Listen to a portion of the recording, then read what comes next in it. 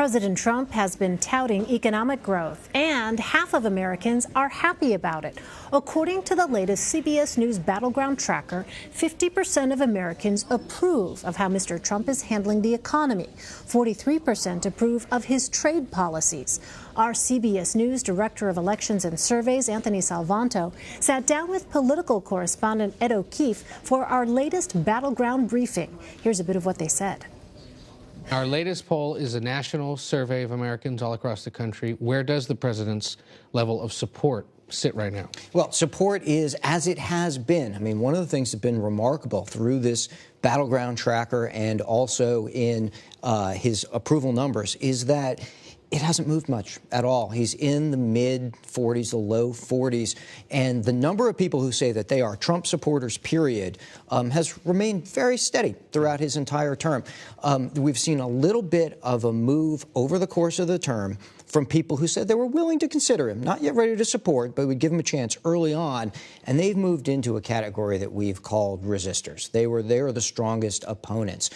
So it's been polarizing in that way within the folks who could have moved to his side, but have chosen over time not to. And you ask about support. We were talking about this earlier. There's actually a huge difference in polling between approval, favorability, and support. So why do we ask about support, and what's the difference between those three? What we tried to get here is what it means to you. So do you, the person at home, support or oppose what a president is doing? Approval on job is his performance in the job, in the office.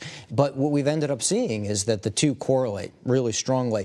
Favorability is different, and that's actually a really important point here, because favorability often goes to personal characteristics. There have been presidents that have had low favorability and high job approval, and vice versa. It's important here in this context. One of the things we see is that when folks tell us now that they're disappointed in how the president has behaved personally and by his behavior, even if they give him credit on the economy, they're much more reluctant to approve of him overall. And one of the things we've seen in this president's numbers is that views of him personally have actually had a larger effect on his overall numbers. And one of the reasons that even with a good economy, with what most people say is a good economy, he still doesn't have over 50% overall approval, is that personal ratings sort of weigh things down. Big focus of this week's poll was on the tariffs decision. Where do Americans come down on it generally? Yeah, short-term negative. Short-term, there's a majority that says that it could cause pain for the U.S. economy. The big thing that struck me out of it is even when you talk to people who are, say, they are directly impacted, or they're in farming, or they're in agriculture in particular, they look like the rest of the country in that they break along partisan lines. So you see them say, you know, they're willing to take some short-term pain, or they think there will be some short-term pain anyway, but they still support the president on trade. And if you look at their long-term outlook, they think it could lead to better trade deals down the road if they're Republicans and if they voted for it, but everybody else does not. So here again, what you see is, look, trade is a complicated policy, right? It's economists have a hard time wrestling with it. I do, and a lot of people do. So what do you do at home? You follow the person that you voted for. But what I think is interesting is, I mean, you've been, as you cover Congress, you've seen, and we just saw on the show, some congressional members coming out and saying, wait a second, we Republicans were for free trade. We don't hand out, $12 billion to farmers, and they're pushing back against that. Another issue, of course, that will play out and be a big factor here is the economy. And once again, you find most people are somewhat okay with what's going on. Yeah. So you've got optimism outweighing pessimism as people look ahead, right? We know that for a long time that people have said that the economy is good, but what I want to watch as the campaign unfolds is how much of a message is that from Republicans and from the president, right? I mean, as you said earlier, he's sort of talking about these other issues. He's talking about immigration. Well, there's a much more clear divide on that. Does that motivate the base? Okay, it probably does. But, you would normally expect a campaign in a time when people think things are good, think the economy is good, to be running on that, right? Okay, keep status quo. Things are okay. The economy's okay. It's always a top issue.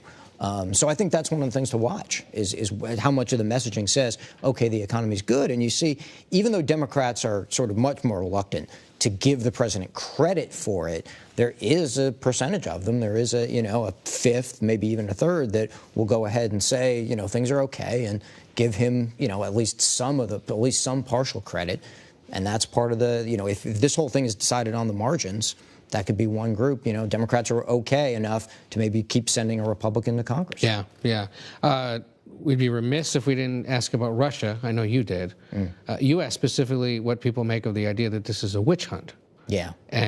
And Republicans think it is, right? So 7 in 10 Republicans say, yes, it's a politically motivated witch hunt. Democrats, as soon as they hear it, they say, no, this is a critical matter of national security. One of the things also interesting is how many, especially the president's strongest supporters, when asked, what happens when you hear criticism of the president? Yeah. Does it make you reevaluate anything? Do you take it? They say, no, it makes them want to rush to the president's defense. And it's part of this larger view that they have that he is under more pressure from, quote unquote, the establishment than other presidents in the past. So, look, and the other thing is we've got people getting different news feeds, people getting different streams of information, too. So we also see Republicans saying that they're more skeptical about the FBI, about U.S. intelligence agencies, all of which show that some of the White House's messaging on this, at least to the base, is resonating, and it's not, people aren't sort of updating information. We found that 11% of Trump supporters get their news from mainstream news sources. I think it's accurate. Yeah, I think it's accurate. Or think that only the mainstream media is accurate. Is accurate. Yeah, I mean, the bulk of them say that they believe the president is accurate and that they believe their friends and family are a good source of information. So this is something we've been watching for a long time as people sort of circles close around them. It's not everybody, I should emphasize that, but for the most dedicated partisans, it often is. They're surrounding themselves by people who are like-minded, and they're also listening to sources who are like-minded. And so that's partly why none of these numbers move. It is different, though, I should emphasize, in principle, when people look ahead to 2018 and we ask, well, what happens if the Russians interfere? And nobody thinks that's okay.